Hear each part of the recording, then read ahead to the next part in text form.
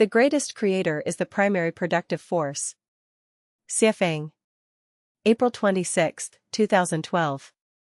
Translated by Qingyu, edited by Peter.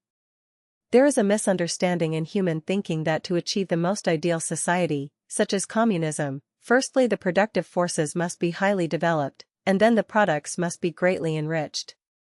Therefore, it is believed that only by accelerating economic construction and vigorously developing productive forces can communism be realized.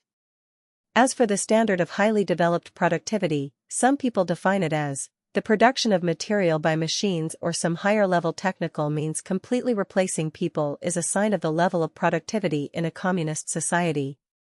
In order to achieve this level of productivity, someone has proposed, science and technology are the primary productive forces.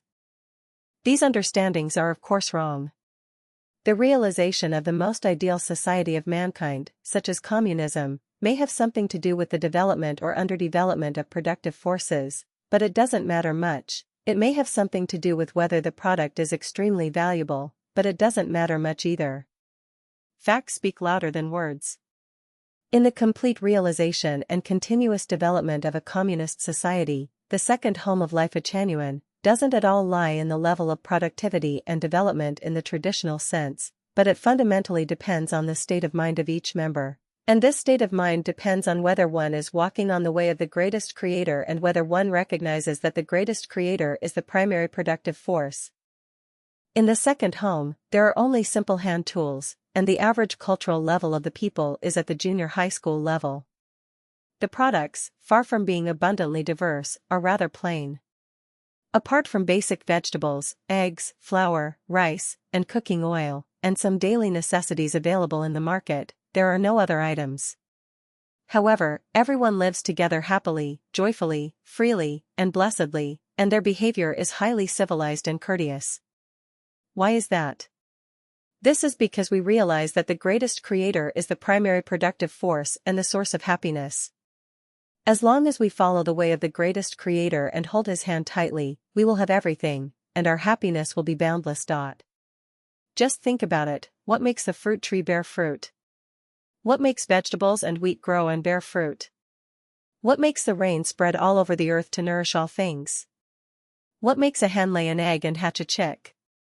What power makes a fertilized egg grow into a healthy chicken?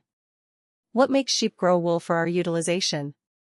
What makes cows produce milk for drinking to our heart's content? What makes the spring water sparkling, the clear river flowing, to irrigate the fertile land? All this is from the greatest creator. The greatest creator is the primary productive force. No matter how we irrigate fertile fields, by digging wells, diverting ditches, drawing river water, or carrying water with buckets, it will never be as good as the rain falling from the sky. A drizzle waters the mountains and the earth and moisturizes the growth of all things. How easy it is, how satisfied we are. Haven't you realized that the greatest creator is the primary productive force? On the macro level, we must rely on the greatest creator. As long as we seek the kingdom of the greatest creator and walk on the way of the greatest creator, then we don't have to worry about life being insecure, not being able to live a good life, or not having a good future.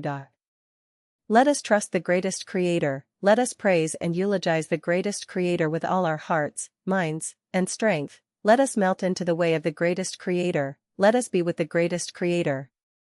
A better life and a better future will then belong to us.